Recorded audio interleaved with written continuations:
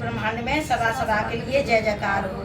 जगत जननी महामातेश्वरी जी की संपूर्ण ब्रह्मांड में सदा सदा के लिए जय जयकार हो। देखिए हम इस तन को किस तरीका से संभालते हैं, सजते हैं, संवरते हैं, मगर हमें एक दिन इस जग से जाना ही पड़ता है। और ये हम जिसमें रहते हैं वो हमारा भाड़े का घर है, जिसमें हम किराए पे रहते हैं। ये मत समझना ये तन हमारा है, एक दिन जल जाएगी और मिट जाएगी, संसार से चले जाएंगे, मगर ये तन हमारा मिट्टी में मिल जाएगा।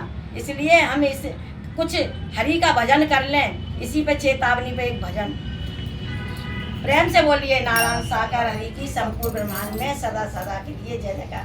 बहन अच्छा लगे तो जरूर कमेंट करना, लाइक करना। हे मन मुसाफिर